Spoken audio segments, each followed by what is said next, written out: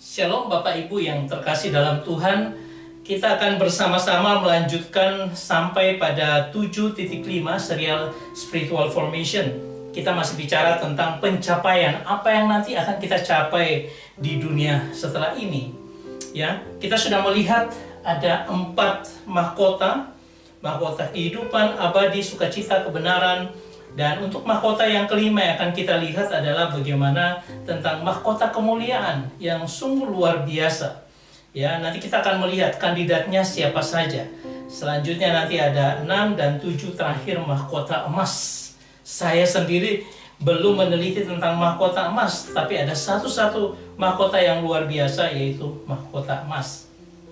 Coba kita lihat dulu dari season 3 episode yang ke-7 part yang kelima, yaitu tentang mahkota kemuliaan. Saudara yang terkasih, kalau kita bicara tentang mahkota kemuliaan ini, bagaimana menjadi penggembala domba yang baik? Ya, kalau kita baca secara keseluruhan dari pertama Petrus pasal 5 ayat 2 sampai dengan ayatnya yang keempat, dikatakan tentang gembalakanlah kawanan domba Allah yang ada padamu, jangan dengan paksa tetapi dengan sukarela, sesuai dengan kehendak Allah, dan jangan karena mau mencari keuntungan tetapi dengan pengabdian diri. Janganlah kamu berbuat seolah-olah kamu mau memerintah atas mereka yang dipercayakan padamu, tetapi hendaklah kamu menjadi teladan bagi kawanan domba itu. Ayat 4, maka kamu, apabila gembala agung datang, kamu akan menerima mahkota kemuliaan yang tidak dapat layu. Ya, ini bagi para gembala. Kita coba lihat seperti apa mahkota kemuliaan itu. Ya, ada yang menarik dalam hal ini. Saudara, ketika kita baca pada ayat yang keempat, dikatakan maka kamu, apabila gembala agung datang. Jadi subjeknya tetap pada gembala yang agung datang, maka kamu akan menerima mahkota kemuliaan yang tidak dapat layu. Apa yang disebut dengan ton amaratinon, artinya tidak memudar, tidak lagi bisa layu, tidak lagi bisa luntur, kekal dan abadi. Ini ada sesuatu yang itu adalah apa? Tes doses Stepanon, ya.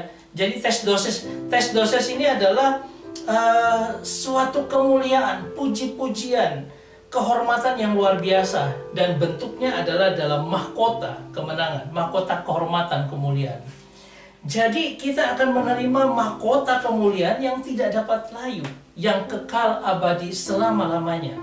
Ya, dalam pengertian ketika archipoi menos, artinya ketika gembala agung Tuhan Yesus itu datang dan memberikan itu kepada kita. Nah, saya ingin membawa kita untuk melihat seperti apa orang yang mendapat mahkota kemuliaan yang tidak dapat layu ini. Ya, ketika gembala agung itu datang. Mari coba kita lihat. Coba kita baca daripada ayatnya yang kedua, ya. Kalau kita baca ayat kedua, dikatakan gembalakanlah kawanan domba Allah yang ada padamu, jangan dengan paksa tetapi dengan sukarela sesuai dengan kehendak Allah, dan jangan kamu mencari keuntungan tetapi dengan pengabdian diri. Ini adalah ciri-ciri orang yang akan mendapatkan mahkota kemuliaan itu. Coba kita lihat satu persatu, ya. Dikatakan dengan poimanate to en humin poimnion touteo. Jadi kalau dikatakan tentang poimanate, ini artinya apa? Gembalakanlah, dan uniknya adalah dia punya gramatikalnya adalah aorist imperatif aktif. Artinya ini sebuah perintah yang seharusnya sudah kita lakukan. Jadi gembalakanlah, sudahlah kamu menggembalakan atau menjaga, memimpin, menuntun akan apa? Poimnion, bukan gembala yang besar, tapi domba yang kecil, ya. Nah, domba yang kecil ini adalah touteo, artinya dia milik Allah. Jadi gembalakanlah, perintah yang harus kita kerjakan, sebuah kawanan domba-domba kecil yang adalah domba milik Allah yang ada padamu, ya. Nah, milik Allah adalah artinya memang Allah memiliki mereka, ya. Jadi genetif singular maskulin. Ya, ini pemiliknya adalah Allah. Jadi jemaat atau apa yang kita gembalakan bukan milikmu, itu miliknya Allah. Ya, maksudnya begitu. Nah, coba kita lihat lagi. Dapat dikatakan demikian bahwa kita lihat frasanya adalah jangan dengan paksa tetapi dengan sukarela. Kalau jangan berarti negatif, ya. Ya, ini saya tidak melihat yang negatif, saya langsung ambil yang dengan paksa tetapi dengan sukarela. Episkopouentes me itu tidak, anak kastos ala ekoisios, ya, artinya apa? Artinya gembalakan seperti apa? Ya, artinya perhatikan dia, merawat dia dengan baik dan penuh perhatian. Ya, jadi ini adalah sesuatu tugas yang diberikan, yaitu merawat akan domba-domba yang kita gembalakan itu dengan baik. Nah, saya perlu memberikan info bahwa ini adalah gembala bukan memberi makan, tetapi ini adalah merawat dengan baik. Kalau bosko itu memberi makan, tapi karena ini bukan memberi makan, tetapi bagaimana kita merawat, memperhatikan dengan baik akan domba-domba itu, ya. Kalau seorang pengkhotbah dia memberi makan, tetapi ini bukan. Ini adalah gembala yang hadir di dalam sebuah lingkup di mana dia memberi makan akan domba-domba itu. Jadi dikatakan tidak, itu tidak dengan paksa, dengan suatu kewajiban, harus begini, harus begini, harus begini. Tetapi dikatakan dengan sukarela, dengan kemauan dan kesadaran sendiri. Artinya kita membangun kesadaran daripada domba-domba itu untuk taat kepada Tuhan melalui perawatan, melalui perhatian yang kita lakukan bagi domba-domba itu. Dan kata merawat ini adalah present participle aktif. Artinya apa? Tuhan yang akan menuntun kita merawat, kita berpartisipasi, kita ikut di dalam kata kerja merawat itu. Ya, sehingga itu kita lakukan dengan aktif, merawat dengan aktif. Kita lanjutkan dengan frasa berikutnya, dikatakan tentang mede aiskrokerdos ala protimos. Nah, mede dikatakan dan bukan, and not, dan bukan dengan apa? Dengan serakah. Artinya kita mau mengambil keuntungan, mau menggunakan akan domba-domba atau domba-domba Tuhan gembalaan kita itu untuk apa? Kita mau cari keuntungan di dalamnya. Tetapi Allah protimos artinya apa? Tetapi dengan gairah yang penuh dengan pengabdian. Artinya apa? Saya begitu semangatnya melayani, memberikan segalanya untuk orang-orang itu, tetapi dengan ketulusan. Karena apa? Saya memberikan itu dalam pengabdian saya kepada Tuhan. Itu gembala-gembala yang Tuhan inginkan dalam kehidupan kita. Sehingga dikatakan mau mencari keuntungan, tidak karena mau mencari, jangan karena mau mencari keuntungan, tetapi dengan pengabdian, dengan semangat melayani yang tidak berhenti, tetapi terus menerus. Karena apa? Saya punya pengabdian diri kepada Tuhan, saya melihat Tuhannya, sehingga saya melayani domba-domba yang ada. Saudara, kalau kita melihat pada bagian yang selanjutnya, pada ayatnya yang ketiga, ya, coba kita lihat bersama, dikatakan gini. Janganlah kamu berbuat seolah-olah kamu mau memerintah atas mereka yang dipercayakan padamu, tetapi hendaklah kamu menjadi teladan bagi kawanan domba itu. Nah, coba kita lihat seperti apa. Jadi dikatakan met hos kata krioyontes ton kleron, ya, artinya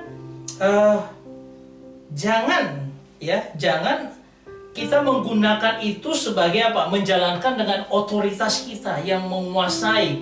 Kita menentukan semuanya atas kehendak kita sendiri, lalu kita menekan akan kleron. Nah, kleron itu adalah umat atau sekelompok domba-domba yang Tuhan percayakan kepada kita. Ya, sekelompok umat Tuhan yang dalam otoritas kita. Jangan kita pakai otoritas kita untuk menekan mereka, untuk menguasai mereka. Tetapi apa? Kata kyrio entes itu artinya present participle aktif. Artinya kita juga sekarang juga harus melakukan itu apa? Kita harus tidak melakukan apa? Tidak melakukan menekan dengan otoritas kita. Tetapi kita partisipatif. Kita berpartisipasi dalam apa yang Tuhan ingin kerjakan dalam kehidupan kita secara aktif. Itu apa? Kita melakukan perhatian, kasih kepada mereka, ya, bukan dengan menguasai karena kita punya otoritas. Nah, selanjutnya dikatakan tentang Allah tipoi ginomenoi to poimnio. Ya, jadi dikatakan tentang Allah. Allah ini artinya tetapi, ya. Tupoi artinya contoh, cap, stempel yang benar, pola yang tepat. Harusnya kita memberikan pola yang tetap, ya. Di mana itu ginomenoi artinya apa? Memberikan pola yang tetap itu menjadi sebuah perkembangan, suatu perubahan, suatu pergerakan, ya, yang membangun akan kawanan yang Tuhan percayakan ini. Dikatakan a little flock. Jadi kawanan domba yang kecil ini, domba-domba kecil ini. Domba kecil dalam pengertian mereka perlu didewasakan. Sehingga apa? Sebenarnya tetapi jadilah contoh bagi kawanan-kawanan domba itu. Sayangnya banyak hamba Tuhan juga tidak menjadi contoh. Mereka melakukan hal-hal yang tidak berkenan kepada Tuhan, dan itu menjadi contoh yang buruk juga bagi jemaat atau bagi little flock, kawanan domba yang digembalakan ini.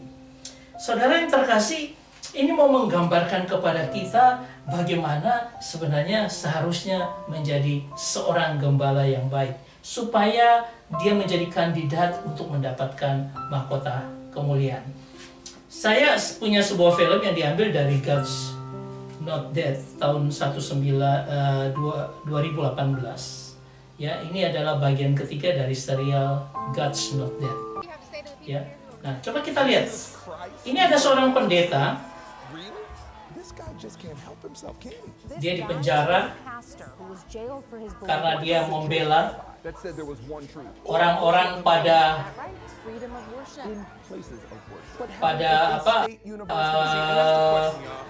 jadi orang pada protes kalau dia pegang gereja yang sudah 100 tahun lebih di dalam kampus, dan akhirnya orang protes kenapa ada gereja di dalam kampus gitu ya, maksudnya begitu, dikeluarkan aja, nggak usah di dalam kampus. Tapi dia berjuang, ini sudah dari nenek moyangnya dia yang mimpin jadi pendeta di situ. Dia ingin berjuang untuk jemaatnya yang ada di situ. Ya. Ini adalah seorang teman pastornya, ya, dan memang mereka mengakui God is good all the time God is good. Tuhan itu baik dalam segala hal. Ini adalah jemaatnya, ya, ketika dia berkhotbah di depan jemaatnya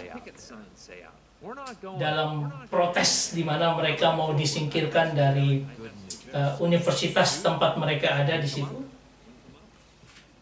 Nah, dia kasih kabar gembira bahwa teman pastornya yang sudah beberapa tahun ini ikut dengan dia, ya, sebagai hamba Tuhan pendamping, sekarang jadi posisi wakilnya dia, ya, co-pastor, ya.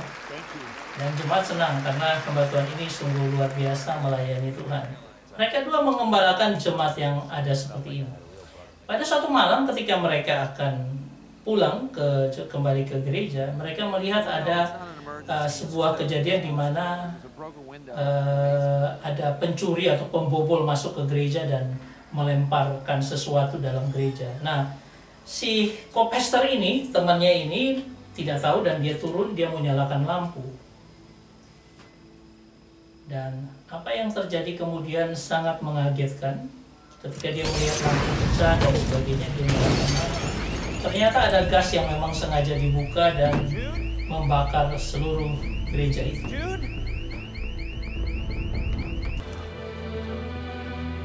Temannya kena ledakan yang cukup besar dan dia harus angkat temannya dari basement ke atas itu setengah mati dia bekerja, dan dia tarik keluar temannya yang sudah kena bom itu, ya.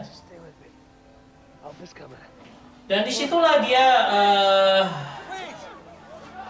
begitu sedihnya karena temannya ini sudah tidak tertolong, dan akhirnya diliput oleh orang sekota itu. Kemudian mereka terpecah, ada yang dukung gereja, ada yang membela tidak mendukung gereja supaya gereja disingkirkan aja. Sama-sama kuat. Tapi pada akhirnya ketika melalui pergumulan yang luar biasa dan dia tidak ingin emosinya, kepentingan dirinya dia perkuat di situ, akhirnya dia minta waktu, dan ketika ini dia sebenarnya sudah harusnya dia menang. Tapi akhirnya dia melepaskan semuanya itu dan berkata bahwa dia serahkan semuanya itu.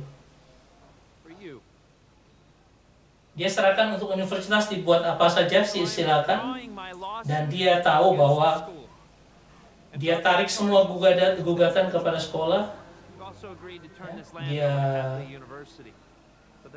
dan serahkan tanah kepada universitas, dan dia bilang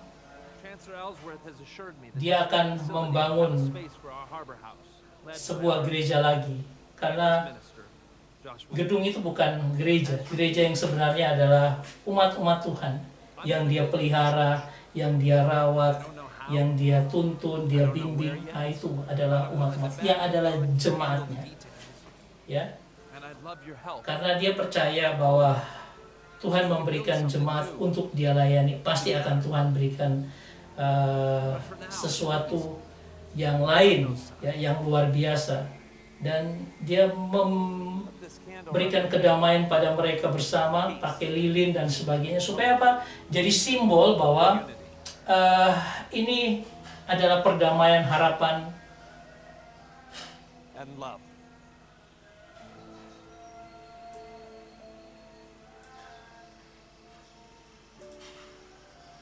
ya, ini menjadi simbol daripada kedamaian, perdamaian, harapan dan sebagainya, kesatuan, tidak lagi terpecah-pecah, dan cinta. Dan semua orang dukung dia, baik yang melawan, baik pun yang mendukung dia, semua bersatu mendukung dia. Karena dia ingin menjadi contoh bagaimana harusnya gereja itu bukan lagi sebuah gedung, tetapi jemaatnya, dan jemaat itu yang harus dilayani. Dia memberikan egoismenya semua, dia serahkan supaya apa? Supaya tidak terjadi pecah belah, ya. Simbol pengampunan. Dan akhirnya kota itu kembali dengan tenang, ya. Dia tidak menindas, padahal dia sudah bisa menang sebenarnya, tapi dia berkorban untuk mereka, untuk kesatuan. Nah, ini dikatakan seperti ini dari mahasiswa yang ada, ya.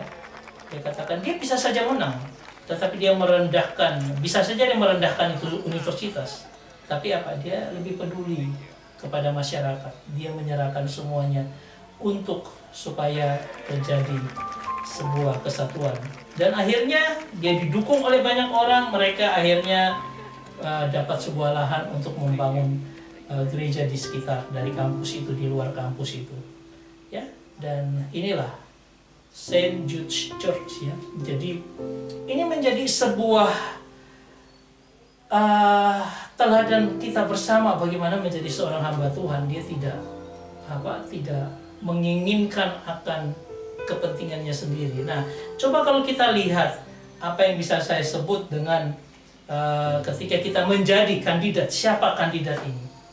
Kandidatnya adalah para gembala jemaat, ya, yang memiliki real domba yang dipercayakan, domba milik Allah itu sendiri.